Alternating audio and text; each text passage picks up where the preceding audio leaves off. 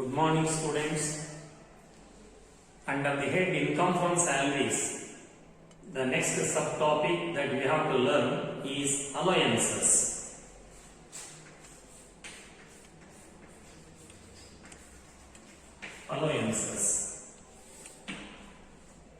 Allowances mean any payments made by an employer in cash to his employees every month in addition to salary or basic salary. So any monetary payment made by an employer to his employee every month in addition to basic salary can be called an allowance. And the allowances are classified into three categories or three types. That means, from income tax point of view, any allowance paid by an employer to his employee can be classified into three categories or three types. The first category allowances are called fully taxable allowances. Fully taxable allowances.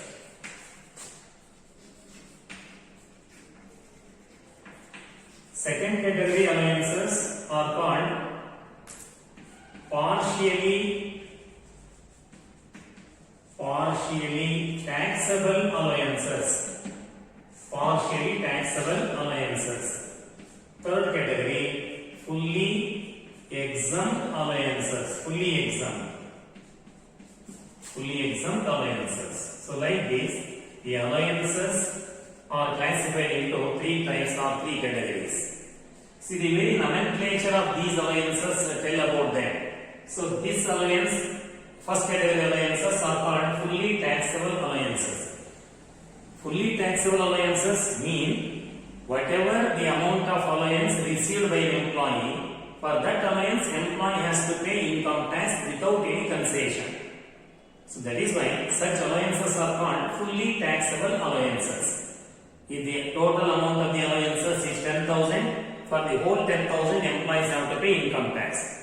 If the total amount of allowances received under this category is 50,000, for the whole 50,000 employees have to pay income tax. So that is why they are called fully taxable allowances. The second category allowances are called partially taxable allowances. Partially taxable allowances mean out of the total amount of the allowance received by an employee, a certain part is exempted from taxation, and only remaining part of the allowance is taxable. That is why they are called partially taxable allowances. They can also be called partially exempted allowances. Both mean the same thing. See, if the allowance received by the employee is 10,000, for the entire 10,000 he need not pay tax.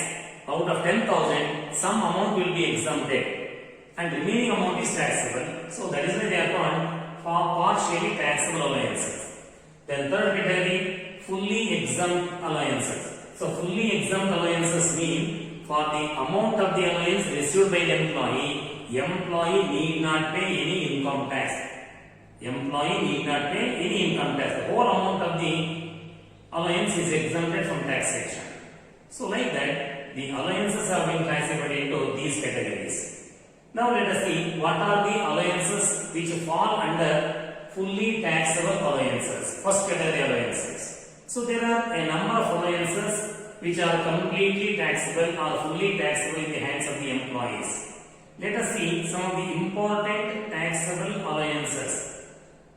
The first one is dearness allowance. DA, simply called DA, dearness allowance. Then what is this dearness allowance? See, dearness allowance is paid by the employer to his employees to enable the employees to meet higher cost of living. In other words, dearness allowance is paid by the employer to the employees to safeguard the employees in the matter of inflation. See, the prices of commodities is going up every now and then in the market. Say, to enable the employee to meet the increased cost of living, this allowance is given, which is called dearness allowance. And dearness allowance received by an employee is completely taxable in the hands of the employee. See, sometimes dearness allowance is given under the terms of employment, and sometimes it is not given under the terms of employment. Then what difference it makes?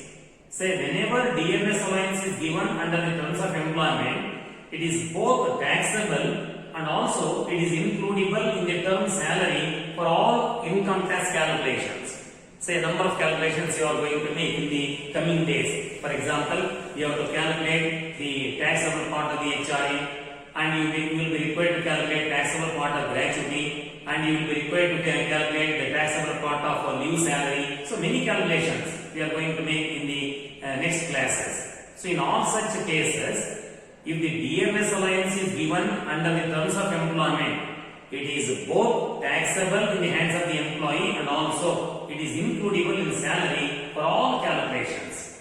Okay, don't worry, I shall explain where it is to be included in salary and where it should not be included in salary for calculations. So these things I will make it very clear in the coming days. Till then, you just remember DMS allowance is most important taxable allowance. Then the second one is medical allowance. Medical allowance. See, medical allowance is given to the employee to enable the employee to meet the cost of medical expenses, either for himself or for his family members. So when the employee receives any medical allowance from his employer, it is completely taxable, irrespective of the fact whether any medical expenditure is incurred by the employee or not. So whether or not the employee incurred the medical expenditure during a particular year, employee has to pay income tax for the whole amount of medical allowance received by him. That is the second fully taxable allowance. Then third one is tiffin allowance or lunch allowance it is called, or a refreshment allowance. See, any tiffin allowance or lunch allowance received by an employee from his employer is completely taxable. So that is one more. Then comes servant allowance.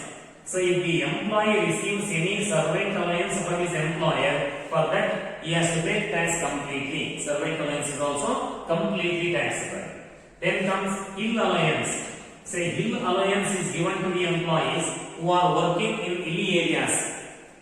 So why this allowance is given? Usually the cost of living in hilly areas is more than compared to plains. So to compensate the employees in the matter of higher cost of living in hilly areas, this allowance is given, which is called hill allowance, and this hill allowance is completely taxable provided the place is located at less than 1000 meters height from the sea level. So it is also one more allowance which is completely taxable in the hands of the employee, which is called hill allowance. Then comes non-practicing allowance. See, non-practicing allowance. Non-practicing allowance is given to the medical doctors who are banned from private services or private practice.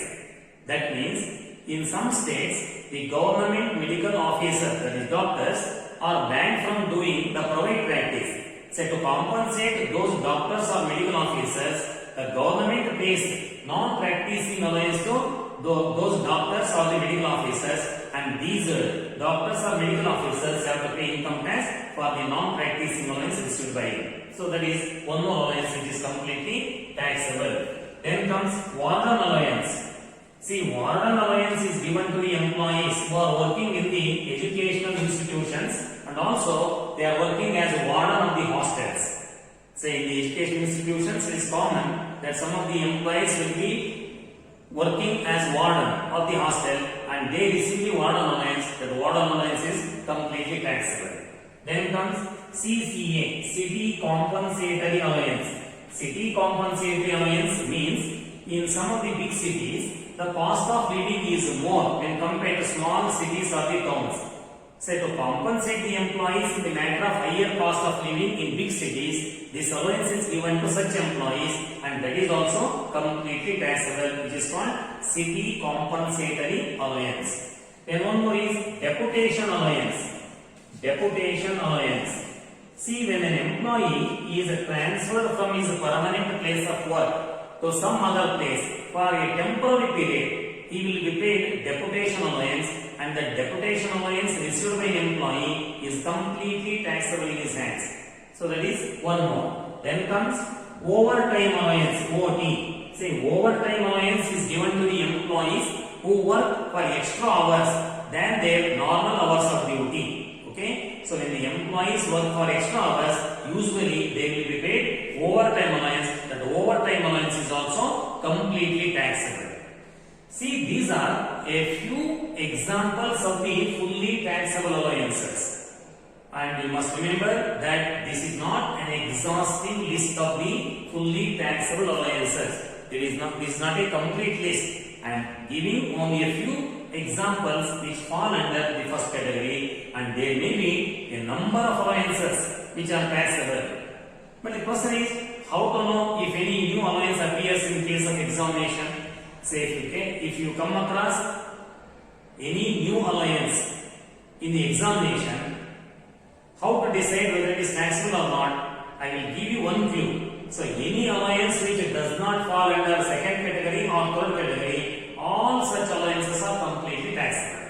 So for that, you have to remember all these two allowances. What are the partially taxable and what are fully taxable? Remember, and any allowance which does not fall under these two categories, so they are completely taxable. Right? That you have to remember.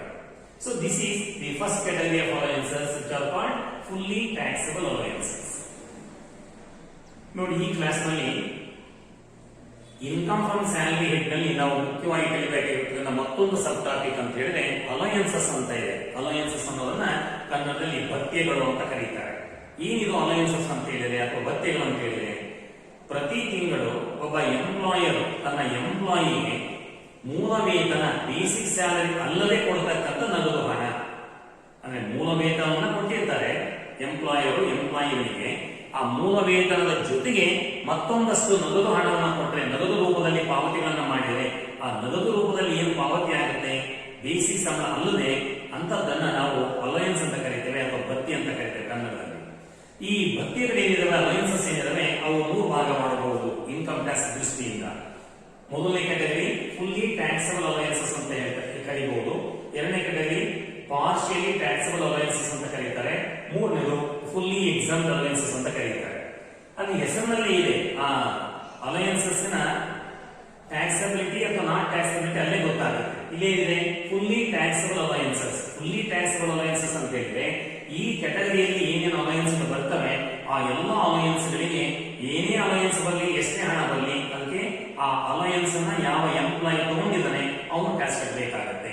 ಈಗ ನಾನು ಒಬ್ಬ employee ಕಾಲೇಜಿನಲ್ಲಿ, ನನಗೆ ಈ ಕ್ಯಾಟಗರಿಯಲ್ಲಿ ಬರ್ತಕ್ಕಂಥ allowance ಯಾವ್ದಾರು ಬಂದಿದ್ರೆ ನಾನು ಅದಕ್ಕೆ ನನ್ನ ಬೇಸಿಕ್ ಸಂಬಳ ಏನಿದೆಯಲ್ಲ ಮೂಲ ವೇತನ ಅದ್ರ ಜೊತೆಗೆ ಈ ಅಲೋಯನ್ಸ್ ಕೂಡ ಟ್ಯಾಕ್ಸ್ ಕಟ್ಟಬೇಕಾಗುತ್ತೆ. ಆದ್ರಿಂದ ಅವನ್ನ ಫುಲ್ಲಿ ಟ್ಯಾಕ್ಸಬಲ್ ಅಲೋಯನ್ಸಸ್ ಅಂತ ಕರೀತಾರೆ. ಎರಡನೇ ಕ್ಯಾಟಗರಿ ಪಾರ್ಷಿಯಲಿ ಟ್ಯಾಕ್ಸಬಲ್ ಅಲೋಯನ್ಸಸ್ ಅಂತ ಇದೆ. ಹೆಸರಿನಲ್ಲೇ ಇದೆಯಲ್ಲ, ನೊಮೆನ್ಕ್ಲೇಚರ್ ನಲ್ಲೇ ಇದೆ. ಪಾರ್ಷಿಯಲಿ ಟ್ಯಾಕ್ಸಬಲ್ ಅಲೋಯನ್ಸಸ್ ಅಂತ ಹೇಳಿದ್ರೆ ಈ ಏನು ಅಲೋಯನ್ಸ್ ಬರುತ್ತೆ ಅಮೌಂಟ್, ಆ ಅಮೌಂಟ್ ನಲ್ಲಿ ಒಂದು ಭಾಗಕ್ಕೆ ನೀವು ಇನ್ಕಮ್ ಟ್ಯಾಕ್ಸ್ ಅನ್ನು ಕಟ್ಟೋಬೇಕಾಗಿಲ್ಲ, ಕನ್ಸೆಷನ್ ಸಿಗುತ್ತೆ. ಮತ್ತೊಂದು ಭಾಗಕ್ಕೆ ಟ್ಯಾಕ್ಸ್ ಕಟ್ಟಬೇಕಾಗುತ್ತೆ. ಅಂತ ಅಲೋಯನ್ಸ್ ಗಳನ್ನ ನಾವು ಪಾರ್ಷಿಯಲಿ ಟ್ಯಾಕ್ಸಬಲ್ ಅಲೋಯನ್ಸಸ್ ಅಂತ ಕರೀಬಹುದು ಅಥವಾ ಪಾರ್ಷಿಯಲಿ ಎಕ್ಸಮ್ಟ್ ಅಲೋಯನ್ಸ್ ಅಂತ ಕೂಡ ಕರೀಬಹುದು. ಪಾರ್ಷಿಯಲಿ ಎಕ್ಸಮ್ಟ್ ಅಂದ್ರೆ ಪಾರ್ಷಿಯಲಿ ಟ್ಯಾಕ್ಸಬಲ್ ಅಂತ ಕೂಡ ಆಗುತ್ತೆ. ಪಾರ್ಷಿಯಲಿ ಟ್ಯಾಕ್ಸಬಲ್ ಅಂದ್ರೆ ಪಾರ್ಷಿಯಲಿ ಎಕ್ಸಮ್ಟ್ ಅಂತ ಕೂಡ ಆಗುತ್ತೆ. ಯಾವ ರೀತಿ ಬೇಕಾದ್ರೂ ಕರೀಬಹುದು. ಅದು ಎರಡನೇ ಕ್ಯಾಟಗರಿ. ಅಂದ್ರೆ ಈ ಕ್ಯಾಟಗರಿಯಲ್ಲಿ ಬರ್ತಕ್ಕಂಥ ಅಲೋಯನ್ಸ್ ಗಳಿದ್ದಾವೆ, ಇದರಲ್ಲಿ ಒಂದು ಭಾಗ ಟ್ಯಾಕ್ಸ್ ಇರುವುದಿಲ್ಲ, ಮತ್ತೊಂದು ಭಾಗಕ್ಕೆ ಟ್ಯಾಕ್ಸ್ ಕಟ್ಟಬೇಕಾಗುತ್ತೆ. ಮೂರನೇ ಕ್ಯಾಟಗರಿ ಫುಲ್ಲಿ ಟ್ಯಾಕ್ಸಬಲ್ ಅಲೋಯನ್ಸಸ್. ಹೆಸರಲ್ಲೇ ಇದೆ. ಈ ತರದ ಅಲೋಯನ್ಸ್ ಗಳು ಯಾವುದೇ ಎಂಪ್ಲಾಯಿ ಬರಲಿ ಅವರು ಅದಕ್ಕೆ ಇನ್ಕಮ್ ಟ್ಯಾಕ್ಸ್ ಕಟ್ಟೋಬೇಕಾಗಿಲ್ಲ, ಅದು ಸಂಪೂರ್ಣ ತೆರಿಗೆ ಮುಕ್ತವಾಗುತ್ತೆ, ತೆರಿಗೆಯಿಂದ ವಿನಾಯಿತಿ ಇದೆ. ಆ ತರದ ಅಲೋಯನ್ಸ್ ಗಳು ಕೂಡ ತೆಗೆದಿದೆ. ಹಾಗೆ ಈ ಕ್ಲಾಸ್ ನಲ್ಲಿ ಈ ಸದ್ಯಕ್ಕೆ ನಾವು ಮೊದಲನೇ ಕ್ಯಾಟಗರಿ ಏನಿದೆ ಫುಲ್ಲಿ ಟ್ಯಾಕ್ಸಬಲ್ ಅಲೋಯನ್ಸಸ್ ಅಂತ ಇದೆ. ಏನದು ಫುಲ್ಲಿ ಟ್ಯಾಕ್ಸಬಲ್ ಅಲೋಯನ್ಸಸ್ ಅಲ್ಲಿ ಬರ್ತಕ್ಕಂಥ ಅಲೋಯನ್ಸ್ ಗಳು ಅವನ್ನ ಗಮನಿಸೋಣ. ಮೊದಲನೇದು ಫುಲ್ಲಿ ಟ್ಯಾಕ್ಸಬಲ್ ಅಲೋಯನ್ಸಸ್ ಅಲ್ಲಿ ಡಿಎ ಅಂತ ಬರುತ್ತೆ. ಡಿಯರ್ನೆಸ್ ಅಲೋಯನ್ಸ್, ಕನ್ನಡದನ್ನ ತುಟ್ಟಿ ಭತ್ಯೆ ಅಂತ ಕರೀತೇವೆ. ನೋಡಿ, ಪ್ರತಿನಿತ್ಯ ಮಾರುಕಟ್ಟೆಯಲ್ಲಿ ಪದಾರ್ಥಗಳ ಬೆಲೆ ಜಾಸ್ತಿ ಆಗ್ತಾನೆ ಇರುತ್ತೆ. ಅಂದ್ರೆ ಕಮಾಡಿಟಿ ಪ್ರೈಸಸ್ ಜಾಸ್ತಿ ಆಗ್ತಾನೆ ಇರುತ್ತೆ, ಇನ್ಫ್ಲೇಷನ್ ಜಾಸ್ತಿ ಆಗ್ತಾ ಇರುತ್ತೆ. ಆ ಇನ್ಫ್ಲೇಷನ್ ಜಾಸ್ತಿ ಆಗಿರೋದಕ್ಕೆ ಎಂಪ್ಲಾಯೀಸ್ ಒಂದು ಕಾಂಪನ್ಸೇಟ್ ಮಾಡಬೇಕಲ್ಲ, ಪರಿಹಾರ ಕೊಡಬೇಕಲ್ಲ ಅನ್ನೋ ದೃಷ್ಟಿಯಿಂದ ಎಂಪ್ಲಾಯೀಸ್ ಕೊಡ್ತಕ್ಕಂಥ ಒಂದು ಅಲೋಯನ್ಸ್, ಅದನ್ನ ಡಿಎನ್ಎಸ್ ಅಲೋಯನ್ಸ್ ಅಂತ ಕರೀತೇವೆ. ಅಂದ್ರೆ ಇನ್ಫ್ಲೇಷನ್ ಇರುತ್ತೆ, ಇದು ಸೇಫ್ ಗಾರ್ಡ್. ಪದಾರ್ಥಗಳ ಬೆಲೆ ಜಾಸ್ತಿ ಆಗ್ತದೆ, ಮಾರ್ಕೆಟ್ ನಲ್ಲಿ ಕಾಸ್ಟ್ ಆಫ್ ಲಿವಿಂಗ್ ಜಾಸ್ತಿ ಆಗ್ತದೆ. ಆದರೆ ಕಾಸ್ಟ್ ಆಫ್ ಲಿವಿಂಗ್ ಜಾಸ್ತಿ ಆಗೋದ್ರಿಂದ ಆ ಎಂಪ್ಲಾಯೀಸ್ ಒಂದು ಪರಿಹಾರ ಕೊಡಬೇಕು ಅನ್ನೋ ಕಾರಣಕ್ಕೆ ಮೂಲ ವೇತನ ಅಲ್ಲದೆ ಒಂದಷ್ಟು ಅಲೋಯನ್ಸ್ ಅಂತ ಕೊಡ್ತಾರೆ. ಆ ಅಲೋಯನ್ಸ್ ಅನ್ನ ಡಿಯರ್ನೆಸ್ ಅಲೋಯನ್ಸ್ ಅಂತ ಕರೀತೇವೆ. ಈ ಡಿಯರ್ನೆಸ್ ಅಲೋಯನ್ಸ್ ಏನಿದೆ ಅಂತ ಹೇಳಿದ್ರೆ ಇದೆಯಲ್ಲ, ಇದು ಎರಡು ತರ ಇರುತ್ತೆ. ಕೆಲವು ಸಂದರ್ಭಗಳಲ್ಲಿ ಡಿಎನ್ಎಸ್ ಅಲವೆನ್ಸ್ ಅನ್ನ ಟರ್ಮ್ಸ್ ಆಫ್ ಎಂಪ್ಲಾಯ್ಮೆಂಟ್ ಪ್ರಕಾರನೇ ಪಾವತಿ ಮಾಡಿರ್ತಾರೆ. ಕೆಲವು ಎಂಪ್ಲಾಯರ್ಸ್ ಆ ಡಿಎನ್ಎಸ್ ಅಲವೆನ್ಸ್ ಅನ್ನ ಟರ್ಮ್ಸ್ ಆಫ್ ಎಂಪ್ಲಾಯ್ಮೆಂಟ್ ಪ್ರಕಾರ ಪಾವತಿ ಮಾಡಿರುವುದಿಲ್ಲ, ಅವರ ಡಿಸ್ಕ್ರಿಷನರಿ ಪವರ್ ನಲ್ಲಿ ಅದನ್ನ ಪಾವತಿ ಮಾಡಬಹುದು ಬಿಡಬಹುದು, ಆ ತರ ಇರುತ್ತೆ. ಅದು ಏನ್ ವ್ಯತ್ಯಾಸ? ಡಿಎನ್ಎಸ್ ಅಲವೆನ್ಸ್ ಅನ್ನ ಟರ್ಮ್ಸ್ ಆಫ್ ಎಂಪ್ಲಾಯ್ಮೆಂಟ್ ಪ್ರಕಾರ ಕೊಡೋದಕ್ಕೂ ಡಿಎನ್ಎಸ್ ಅಲವೆನ್ಸ್ ಅನ್ನ without the terms of employment ಕೊಡೋದಕ್ಕೆ ಏನ್ ವ್ಯತ್ಯಾಸ ಅಂತ ಹೇಳಿದ್ರೆ, ನೋಡಿ, ಡಿಎನ್ಎಸ್ ಅಲವೆನ್ಸ್ ಅನ್ನ ಟರ್ಮ್ಸ್ ಆಫ್ ಎಂಪ್ಲಾಯ್ಮೆಂಟ್ ಅನ್ನೇ ಕೊಡ್ಲಿ ಅಥವಾ without the terms of employment ಕೊಡ್ಲಿ, ಅದು ಯಾವಾಗಲೂ ಟ್ಯಾಕ್ಸಬಲ್. ಯಾವ ಎಂಪ್ಲಾಯಿ ಡಿಎ ತಗೊಂಡಿದ್ದಾನೆ ಅವನು ಅದಕ್ಕೆ ಟ್ಯಾಕ್ಸ್ ಕಟ್ಟಬೇಕು, ಅಲ್ಲಿ ಯಾವುದೇ ಕನ್ಸೆಷನ್ ಇಲ್ಲ. ಆದ್ರೆ ಡಿಎನ್ಎಸ್ ಅಲವೆನ್ಸ್ ಅನ್ನ ಟರ್ಮ್ಸ್ ಆಫ್ ಎಂಪ್ಲಾಯ್ಮೆಂಟ್ ಪ್ರಕಾರ ಕೊಟ್ಟಿದ್ರೆ ಎಂಪ್ಲಾಯರ್, ಆ ಎಂಪ್ಲಾಯಿಗೆ ಇನ್ಕಮ್ ಟ್ಯಾಕ್ಸ್ ಗೆ ಸಂಬಂಧಪಟ್ಟಂತೆ ಏನಾದ್ರು ಕ್ಯಾಲ್ಕುಲೇಷನ್ ಇರ್ತಾವಲ್ಲ, ಆ ಕ್ಯಾಲ್ಕುಲೇಷನ್ ಗಳಲ್ಲಿ ಮೂಲ ವೇತನ ಬೇಸಿಕ್ ಸಂಬಳದ ಜೊತೆಗೆ ಆ ಡಿಎನ್ಎಸ್ ಸೇರಿಸಬೇಕಾಗುತ್ತೆ. ಟರ್ಮ್ಸ್ ಆಫ್ ಎಂಪ್ಲಾಯ್ಮೆಂಟ್ ಪ್ರಕಾರ ಕೊಟ್ಟಿದ್ರೆ ಲೆಕ್ಕಾಚಾರ ಮಾಡಬೇಕಾಗುತ್ತೆ. ಈ ಲೆಕ್ಕಾಚಾರ ಅನೇಕ ಕ್ಯಾಲ್ಕುಲೇಷನ್ ಮುಂದಿನ ತರಗತಿಗಳಲ್ಲಿ ನೀವು ಕಲಿಯಬೇಕಾಗುತ್ತೆ. ಅವೆಲ್ಲವೂ ನಾನು ವಿವರವಾಗಿ ಹೇಳ್ಕೊಡ್ತೇನೆ, ಅಲ್ಲಿ ಮತ್ತೊಮ್ಮೆ ಹೇಳ್ತೇನೆ. ಸದ್ಯಕ್ಕೆ ನೆನಪಿಟ್ಕೊಳ್ಳಿ, ಇನ್ಕಮ್ ಟ್ಯಾಕ್ಸ್ ನಲ್ಲಿ ಏನಾದ್ರು ಕ್ಯಾಲ್ಕುಲೇಷನ್ ಮಾಡೋದಿದ್ರೆ, ಉದಾಹರಣೆಗೆ ಈಗ HR ಗೆ ಸಂಬಂಧಪಟ್ಟಂತ ಕ್ಯಾಲ್ಕುಲೇಷನ್ ಇರಬಹುದು, ಗ್ರಾಚ್ಯುಟಿಗೆ ಸಂಬಂಧಪಟ್ಟಂತ ಕ್ಯಾಲ್ಕುಲೇಷನ್ ಇರಬಹುದು, ಅಥವಾ ಲೀವ್ ಸ್ಯಾಲರಿಗೆ ಸಂಬಂಧಪಟ್ಟಂತ ಕ್ಯಾಲ್ಕುಲೇಷನ್ ಬರಬಹುದು. ಅನೇಕ ಕ್ಯಾಲ್ಕುಲೇಷನ್ಸ್, ಹೌಸ್ ರೆಂಟ್, ಹೌಸ್ ಅನ್ನ ವ್ಯಾಲ್ಯೂ ಮಾಡುವಂತ ಅಥವಾ ಒಂದು ಪರ್ಕ್ಯೂಸಿಟ್ ವ್ಯಾಲ್ಯೂ ಮಾಡುವಂತ ಸಂದರ್ಭ ಬರಬಹುದು. ಅಂತ ಸಂದರ್ಭದಲ್ಲಿ ಡಿಎನ್ಎಸ್ ಸೇರಿಸಬೇಕು ಬಿಡಬೇಕು ಅನ್ನೋದು ಅದು ಟರ್ಮ್ಸ್ ಆಫ್ ಎಂಪ್ಲಾಯ್ಮೆಂಟ್ ಪ್ರಕಾರ ಇದೆಯೋ ಇಲ್ವೋ. ಟರ್ಮ್ಸ್ ಆಫ್ ಎಂಪ್ಲಾಯ್ಮೆಂಟ್ ಪ್ರಕಾರ ಇದ್ರೆ ಅದನ್ನ ಕ್ಯಾಲ್ಕುಲೇಷನ್ ಅಲ್ಲಿ ಸಂಬಳದ ಜೊತೆ ಸೇರಿಸ್ಕೊಳ್ತೇವೆ, ಜೊತೆಗೆ ಅದಕ್ಕೆ ಟ್ಯಾಕ್ಸ್ ಕೂಡ ಕಟ್ಟಬೇಕಾಗುತ್ತೆ. ಟರ್ಮ್ಸ್ ಆಫ್ ಎಂಪ್ಲಾಯ್ಮೆಂಟ್ ಪ್ರಕಾರ ಬಂದಿಲ್ಲ, ಅದು discretionary power of the employer, ಕೊಡಬಹುದು ಬಿಡಬಹುದು ಅನ್ನೋದಾದ್ರೆ ಆಗ ಅದು ಸಂಬಳಕ್ಕೆ ಸೇರ್ಕೊಳ್ಳುತ್ತೆ, ಟ್ಯಾಕ್ಸ್ ಕಟ್ಟಬೇಕು, ಟ್ಯಾಕ್ಸಬಲ್ ಅಲವೆನ್ಸ್. ಆದ್ರೆ ಕ್ಯಾಲ್ಕುಲೇಷನ್ ಅಲ್ಲಿ ಸೇರಿಸಿಲ್ಲ. ಎರಡನೇದು ಮೆಡಿಕಲ್ ಅಲವೆನ್ಸ್ ಅಂತ ಇದೆ. ಮೆಡಿಕಲ್ ಅಲವೆನ್ಸ್ ವೈದ್ಯಕೀಯ ಭತ್ಯೆ ಅಂತ ನೀವು ಕರೀಬಹುದು. ಈ ಮೆಡಿಕಲ್ ಅಲವೆನ್ಸ್ ಯಾಕೆ ಕೊಡ್ತಾರೆ? ಹೆಸರಿನಲ್ಲಿ ಇದೆಯಲ್ಲ, ಎಂಪ್ಲಾಯಿ ತನಗೆ ಸಂಬಂಧಪಟ್ಟಂತ ಅಥವಾ ತನ್ನ ಫ್ಯಾಮಿಲಿ ಮೆಂಬರ್ಸ್ ಸಂಬಂಧಪಟ್ಟಂತ ಮೆಡಿಕಲ್ ಎಕ್ಸ್ಪೆಂಡಿಚರ್ ಇದೆಯಲ್ಲ, ಆ ಮೆಡಿಕಲ್ ಎಕ್ಸ್ಪೆಂಡಿಚರ್ ಅನ್ನ ಮೀಟ್ ಔಟ್ ಮಾಡಿರೋ ಕಾರಣಕ್ಕೆ ಪ್ರತಿ ತಿಂಗಳ ಒಂದಷ್ಟು ಹಣವನ್ನ ಮೆಡಿಕಲ್ ಅಲವೆನ್ಸ್ ಅಂತ ಹೇಳಿ ಎಂಪ್ಲಾಯರ್ಸ್ ಕೊಡ್ತಿರ್ತಾರೆ. ಆ ರೀತಿ ಏನು ಮೆಡಿಕಲ್ ಅಲವೆನ್ಸ್ ಬರುತ್ತೆ ಎಂಪ್ಲಾಯಿಗೆ, ಅದಕ್ಕೆ ಎಂಪ್ಲಾಯ್ ಟ್ಯಾಕ್ಸ್ ಕಟ್ಟಬೇಕಾಗುತ್ತೆ. ಅವನು ಮೆಡಿಕಲ್ ಎಕ್ಸ್ಪೆಂಡಿಚರ್ ಮಾಡಿದ್ರೆ, ಅವನು ಮೆಡಿಕಲ್ ಎಕ್ಸ್ಪೆಂಡಿಚರ್ ಮಾಡಿರ್ಬೋದು, ಬಿಟ್ಟಿರ್ಬೋದು. ಮಾಡಿದ್ರೆ ಅವನು ಮಾಡಿರ್ತಕ್ಕಂಥ ಎಕ್ಸ್ಪೆಂಡಿಚರ್ ಇದೆಯಲ್ಲ, ಆ ಅಮೌಂಟ್ ಮೆಡಿಕಲ್ ಅಲವೆನ್ಸ್ ಇಂದ ಜಾಸ್ತಿ ಇರ್ಬೋದು, ಕಡಿಮೆ ಇರಬಹುದು, ಅದು ಯಾವುದು ಸಂಬಂಧ ಇಲ್ಲ. ಏನು ಅವನಿಗೆ ಮೆಡಿಕಲ್ ಅಲವೆನ್ಸ್ ಬರುತ್ತೆ ಅದಕ್ಕೆ ಅವನು ಟ್ಯಾಕ್ಸ್ ಕಟ್ಟಬೇಕು. ಅದು ಅವನ ಬೇಸಿಕ್ ಸಂಬಳದ ಜೊತೆ ಸೇರ್ಕೊಂಡು ನಾವು ಟ್ಯಾಕ್ಸ್ ಅನ್ನು ವಸೂಲಿ ಮಾಡ್ಕೊಳ್ತೇವೆ. ಟಿಫಿನ್ ಅಲವೆನ್ಸ್, ಈ ಟಿಫಿನ್ ಅಲವೆನ್ಸ್ ಅಥವಾ ಲಂಚ್ ಅಲವೆನ್ಸ್ ಅಂತ ಕೂಡ ನೀವು ಕರೀಬಹುದು. ಈ ಟಿಫಿನ್ ಅಲವೆನ್ಸ್ ಅಥವಾ ಲಂಚ್ ಅಲವೆನ್ಸ್ ಹೆಸರಿನಲ್ಲಿ ಇದೆಯಲ್ಲ, ಈ ಲಂಚ್ ಅಲವೆನ್ಸ್ ಅಂತ ಯಾಕೆ ಕೊಡ್ತಾರೆ? ಎಂಪ್ಲಾಯೀಸ್ ಲಂಚ್ ಟೈಮ್ ನಲ್ಲಿ ಲಂಚ್ ಮಾಡಲಿಕ್ಕೆ ಈ ತರದ ಅಲವೆನ್ಸ್ ಕೊಟ್ಟಿರ್ತಾರೆ. ಆ ಅಲವೆನ್ಸ್ ಗೆ ಎಂಪ್ಲಾಯೀಸ್ ಟ್ಯಾಕ್ಸ್ ಕಟ್ಟಬೇಕಾಗುತ್ತೆ. ಅದನ್ನ ಟಿಫಿನ್ ಅಲವೆನ್ಸ್ ಅನ್ಬಹುದು, ಲಂಚ್ ಅಲವೆನ್ಸ್ ಅನ್ಬಹುದು, ಯಾವ ರೀತಿ ಕರೆದು ಟ್ಯಾಕ್ಸ್ ಕಟ್ಟಬೇಕಾಗುತ್ತೆ. ಸರ್ವೆಂಟ್ ಅಲವೆನ್ಸ್ ಅಂತ ಇದೆ. ಸೊ ಕೆಲವು ಎಂಪ್ಲಾಯರ್ಸ್ ಸರ್ವೆಂಟ್ ಅಲವೆನ್ಸ್ ಅಂತ ಕೊಡ್ತಾರೆ. ಅಂದ್ರೆ ಡೊಮೆಸ್ಟಿಕ್ ಸರ್ವೆಂಟ್ಸ್ ಅನ್ನ ಎಂಪ್ಲಾಯೀಸ್ ನೇಮಕ ಮಾಡ್ಕೊಳ್ಬೇಕಾಗುತ್ತೆ. ಕೆಲವು ಸಂದರ್ಭದಲ್ಲಿ ಮನೆಯಲ್ಲಿ ಒಬ್ಬ ಸ್ವೀಪರ್ ಅಂತಲೋ ಅಥವಾ ಒಬ್ಬ ಗಾರ್ಡನರ್ ಅಂತಲೋ ಏನೋ ನೇಮಕ ಮಾಡ್ಕೊಳ್ಬೇಕಾಗುತ್ತೆ. ಅಂತ ಸಂದರ್ಭದಲ್ಲಿ ಒಬ್ಬ ಎಂಪ್ಲಾಯರ್ ತನ್ನ ಎಂಪ್ಲಾಯಿಗೆ ಸರ್ವೆಂಟ್ ಗಳನ್ನ ನೇಮಕ ಮಾಡ್ಕೊಳ್ಳೋದಕ್ಕೆ ಅನುಕೂಲ ಆಗಲಿ ಅಂತೇಳಿ ಸರ್ವೆಂಟ್ ಅಲವೆನ್ಸ್ ಅಂತ ಕೊಡ್ತಾರೆ. ಆ ಸರ್ವೆಂಟ್ ಅಲವೆನ್ಸ್ ಗೆ ಎಂಪ್ಲಾಯೀಸ್ ಟ್ಯಾಕ್ಸ್ ಕಟ್ಟಬೇಕಾಗುತ್ತೆ. ಯಾರು ತಗೊಂಡಿದ್ದಾರೆ ಅವರಿಗೆ ಟ್ಯಾಕ್ಸ್ ಕಟ್ಟಬೇಕಾಗುತ್ತೆ. ಹಿಲ್ ಅಲವೆನ್ಸ್ ಅಂತ ಬರುತ್ತೆ, ಅಂದ್ರೆ ಗುಡ್ಡಗಾಡು ಭತ್ಯೆ ಅಂತ ಕರೀಬಹುದು ಕನ್ನಡದಲ್ಲಿ. ಹಿಲ್ ಅಲವೆನ್ಸ್ ಅಂತ ಹೇಳಿದ್ರೆ ಗುಡ್ಡಗಾಡಿನಲ್ಲಿ ಕೆಲಸ ಮಾಡ್ತಕ್ಕಂಥ ಎಂಪ್ಲಾಯೀಸ್ ಇರಲ್ಲ, ಅವರಿಗೆ ಎಂಪ್ಲಾಯರ್ ಕೊಡ್ತಕ್ಕಂಥ ಅಲವೆನ್ಸ್. ಯಾಕೆ ಕೊಡ್ತಾರೆ? ಸಹಜವಾಗಿ ಗುಡ್ಡಗಾಡುಗಳಲ್ಲಿ ಕೆಲಸ ಮಾಡ್ತಕ್ಕಂಥ ಎಂಪ್ಲಾಯೀಸ್ ಕಾಸ್ಟ್ ಆಫ್ ಲಿವಿಂಗ್ ಜಾಸ್ತಿ ಇರುತ್ತೆ ಗುಡ್ಡಗಾಡು ಪ್ರದೇಶಗಳಲ್ಲಿ. ಆ ಕಾರಣಕ್ಕೆ ಆ ಕಾಸ್ಟ್ ಆಫ್ ಲಿವಿಂಗ್ ಜಾಸ್ತಿ ಇರೋ ಕಾರಣಕ್ಕೆ ಗುಡ್ಡಗಾಡಿನಲ್ಲಿ ಕೆಲಸ ಮಾಡ್ತಕ್ಕಂಥ ಎಂಪ್ಲಾಯೀಸ್ ಯಾರಿದ್ದಾರೆ ಅವರಿಗೆ, ಆ ಎಂಪ್ಲಾಯರ್ಸ್ ಯಾರಿದ್ದಾರೆ ಅವರು ಹಿಲ್ ಅಲವೆನ್ಸ್ ಅಂತ ಕೊಟ್ಟಿರ್ತಾರೆ. ಆ ಹಿಲ್ ಅಲವೆನ್ಸ್ ಗೆ ಎಂಪ್ಲಾಯೀಸ್ ಯಾರು ತಗೊಂಡಿದ್ದಾರೆ ಅವರು ಟ್ಯಾಕ್ಸ್ ಕಟ್ಟಬೇಕಾಗುತ್ತೆ. ಯಾಕೆಂದ್ರೆ ಮೊದಲನೇ ಕ್ಯಾಟಗರಿ ಇದೆ, ಪದೇ ಪದೇ ಬೇಕಾಗಿಲ್ಲ, ಹೆಸರನ್ನೇ ಇದೆ, ಎಲ್ಲ ಟ್ಯಾಕ್ಸಬಲ್, ಅದಕ್ಕೂ ಟ್ಯಾಕ್ಸ್ ಕಟ್ಟಬೇಕಾಗುತ್ತೆ. ದೆನ್ ನಾನ್ ಪ್ರಾಕ್ಟೀಸಿಂಗ್ ಅಲವೆನ್ಸ್ ಅಂತ ಇದೆ. ನೋಡಿ, ಕೆಲವು ರಾಜ್ಯಗಳಲ್ಲಿ ಗವರ್ನಮೆಂಟ್ ಡಾಕ್ಟರ್ಸ್ ಇರೋದಿಲ್ಲ, ವೈದ್ಯರು, ಅವರು ಪ್ರೈವೇಟ್ ಪ್ರಾಕ್ಟೀಸ್ ಮಾಡೋಂಗಿಲ್ಲ ಅಂತ ಹೇಳಿ ಕಾನೂನು ನಿರ್ಬಂಧ ಹಾಕಿದೆ. ಹಾಗಾಗಿ ಪ್ರೈವೇಟ್ ಪ್ರಾಕ್ಟೀಸ್ ಮಾಡದೇ ಇರೋದ್ರಿಂದ ಅವರು ಒಂದಷ್ಟು ಆರ್ಥಿಕ ನಷ್ಟ ಆಗುತ್ತೆ ಡಾಕ್ಟರ್ ಅನ್ನೋ ಕಾರಣಕ್ಕೆ ಆ ಸರ್ಕಾರದವರೇ ಆ ಡಾಕ್ಟರ್ಗಳಿಗೆ ನಾನ್ ಪ್ರಾಕ್ಟೀಸಿಂಗ್ ಅಲವೆನ್ಸ್ ಅಂತ ಕೊಡ್ತಾರೆ. ನೀವು ಪ್ರೈವೇಟ್ ಪ್ರಾಕ್ಟೀಸ್ ಏನು ಮಾಡಬೇಕಾಗಿಲ್ಲ, ನಿಮ್ಮ ಸಂಬಳ ಏನೇನು ಫಿಕ್ಸ್ ಆಗಿದೆಯಲ್ಲ ಆ ಸಂಬಳನೂ ತಗೊಳ್ರಿ, ಅದ್ರ ಜೊತೆಗೆ ನೀವು ಪ್ರಾಕ್ಟೀಸ್ ಮಾಡದೇ ಇರೋದಕ್ಕೆ ಒಂದಷ್ಟು ಹೆಚ್ಚಿನ ಹಣ ನಾವು ನಾನ್ ಪ್ರಾಕ್ಟೀಸಿಂಗ್ ಅಲವೆನ್ಸ್ ಅಂತ ಕೊಡ್ತೀವಿ ಅಂತ ಸರ್ಕಾರ ಕೊಡುತ್ತೆ. ಆ ನಾನ್ ಪ್ರಾಕ್ಟೀಸಿಂಗ್ ಅಲವೆನ್ಸ್ ಯಾವ ಡಾಕ್ಟರ್ಸ್ ತಗೊಳ್ತಾರೆ ಅವರು ಅದನ್ನ ಟ್ಯಾಕ್ಸ್ ಒಳಪಡಿಸಬೇಕು ಅಂದ್ರೆ ಟ್ಯಾಕ್ಸ್ ಕಟ್ಟಬೇಕಾಗುತ್ತೆ ಅದಕ್ಕೆ. Then warden allowance. Warden allowance ಅಂದ್ರೆ ನಿಮಗೆಲ್ಲ ಗೊತ್ತಿದೆ, ಎಷ್ಟೋ ಶಾಲಾ ಕಾಲೇಜುಗಳಲ್ಲಿ ಅಲ್ಲಿರ್ತಕ್ಕಂಥ ಲೆಕ್ಚರರ್ಸ್ ಆಗಲಿ ಟೀಚರ್ಸ್ ಆಗಲಿ ಸಂಬಂಧಪಟ್ಟಂತ ಹಾಸ್ಟೆಲ್ಗಳಲ್ಲಿ ವಾರ್ಡನ್ ಕೆಲಸ ಮಾಡ್ತಿರ್ತಾರೆ. ಆ ವಾರ್ಡನ್ ಕೆಲಸ ಮಾಡೋದ್ರಿಂದ ಅವ್ರಿಗೆ ಒಂದಷ್ಟು ಅಲವೆನ್ಸ್ ಬರುತ್ತೆ, ವಾರ್ಡನ್ ಅಲವೆನ್ಸ್ ಅಂತೇಳಿ. ಆ ವಾರ್ಡನ್ ಅಲವೆನ್ಸ್ಗೆ ಯಾವ ಎಂಪ್ಲಾಯಿ ವಾರ್ಡನ್ ಅಲವೆನ್ಸ್ ತಗೊಂಡಿದ್ದಾನೆ ಅವನು ಟ್ಯಾಕ್ಸ್ ಕಟ್ಟಬೇಕಾಗುತ್ತೆ. ಸಿಸಿ ಅಂತ ಇದೆ, ಸಿಟಿ ಕಾಂಪನ್ಸೇಟರಿ ಅಲವೆನ್ಸ್ ಅಂತಾರೆ, ಕನ್ನಡದನ್ನ ನಗರ ಪರಿಹಾರ ಭತ್ಯೆ ಅಂತ ಕೂಡ ಕರೀಬಹುದು. ನಗರ ಪರಿಹಾರ ಭತ್ಯೆ ಅಂದ್ರೆ ಯಾಕೆ ಇದು ಕೊಡ್ತಾರೆ ಅಂತ ಹೇಳಿದ್ರೆ, ಸಣ್ಣ ಸಣ್ಣ ಸಿಟಿಗಳಿಗೆ ಅಥವಾ ಟೌನ್ಗಳಿಗೆ ಹೋಲಿಕೆ ಮಾಡಿಕೊಂಡ್ರೆ ದೊಡ್ಡ ದೊಡ್ಡ ಸಿಟಿಗಳಲ್ಲಿ ಕಾಸ್ಟ್ ಆಫ್ ಲಿವಿಂಗ್ ಜಾಸ್ತಿ ಇರುತ್ತೆ. ಈಗ ನಮ್ಮ ರಾಜ್ಯದಲ್ಲಿ ತಗೊಳ್ಳೋದಾದ್ರೆ ಬೇರೆ ಪ್ರದೇಶಗಳಿಗೆ ಹೋಲಿಕೆ ಮಾಡಿಕೊಂಡ್ರೆ ಬೆಂಗಳೂರಿನಲ್ಲಿ ಕಾಸ್ಟ್ ಆಫ್ ಲಿವಿಂಗ್ ಜಾಸ್ತಿ ಇರುತ್ತೆ ಅನ್ನೋದು ಒಂದು ಸಾಮಾನ್ಯವಾದ ಪರಿಭಾವನೆ, ಒಂದು ಸಾಮಾನ್ಯವಾದಂತ ತಿಳುವಳಿಕೆ. ಸೊ ಹಾಗಾಗಿ ಆ ಬೆಂಗಳೂರಲ್ಲಿ ಕೆಲಸ ಮಾಡ್ತಕ್ಕಂಥ ಎಂಪ್ಲಾಯೀಸ್ ಕಾಸ್ಟ್ ಆಫ್ ಲಿವಿಂಗ್ ಜಾಸ್ತಿ ಇದೆ.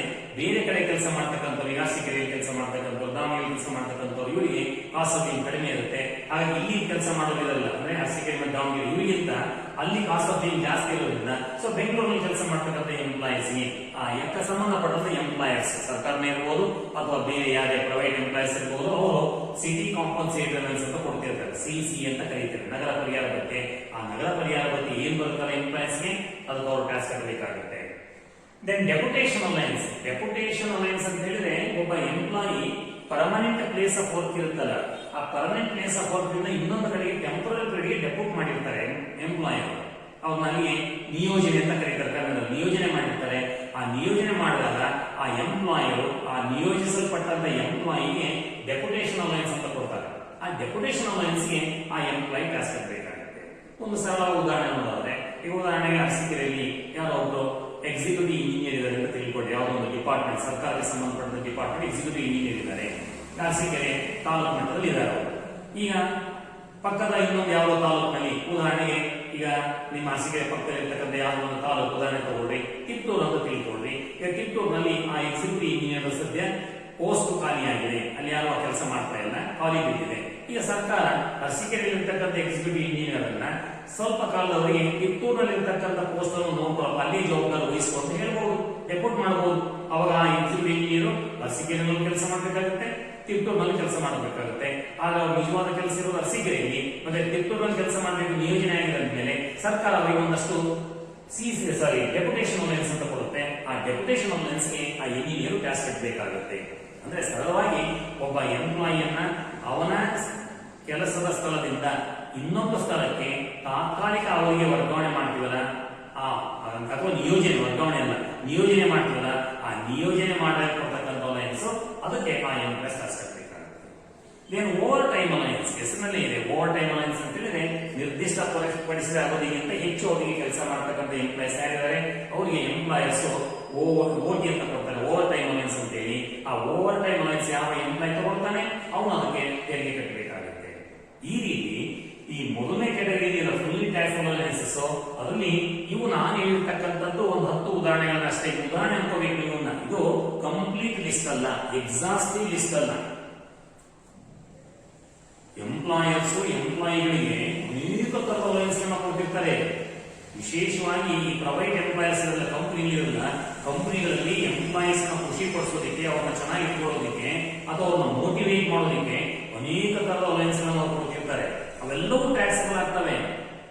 ಆಗ ಪ್ರಶ್ನೆ ಬರೋದು, ಯಾವುದೇ ಒಂದು ಹೊಸ ಅಲವೆನ್ಸ್ ನಮಗೆ ಎಕ್ಸಾಮಿನೇಷನ್ ಕಾಣಿಸ್ಕೊಂಡ್ರೆ ಅದಕ್ಕೆ ನಾವು ಟ್ಯಾಕ್ಸ್ ತಗೋಬೇಕು ಬಿಡಬೇಕು, whether it is taxable or not, ಹೆಂಗ್ ಡಿಸೈಡ್ ಮಾಡಬೇಕು ಅಂತ ನೀವು ಕೇಳಿದ್ರೆ ಸರಳವಾದ ಒಂದು ಕ್ಲೂ ಕೊಟ್ಟಿರ್ತೀನಿ. ಯಾವುದೇ ಅಲವೆನ್ಸ್ 2 ಮತ್ತು 3ನೇ ಕ್ಯಾಟಗರಿಯಲ್ಲಿ ಬರೋದಿಲ್ಲ ಅಂತ ಎಲ್ಲ ಅಲವೆನ್ಸ್ಗಳು ಟ್ಯಾಕ್ಸ್ ಕಟ್ಟಬೇಕಾಗುತ್ತೆ. ಅನೇಕ ಅಲವೆನ್ಸ್ಗಳು ಇಲ್ಲೇ ಇರ್ತಕ್ಕಂಥ ಯಾರಿದ್ರೆ ಅವೆಲ್ಲವೂ ಟ್ಯಾಕ್ಸ್ ಕಟ್ಟಬೇಕು. ಹಾಗಾಗಿ ನೀವು ಇವೆಲ್ಲನ್ನ ಸ್ಪಷ್ಟವಾಗಿ ನೆನಪಿಟ್ಕೊಂಡ್ಬಿಡ್ರಿ. ಇವೆರಡು ಸ್ಪಷ್ಟ ಗೊತ್ತಿದ್ರೆ ಉಳಿದೆಲ್ಲ ಟ್ಯಾಕ್ಸಬಲ್.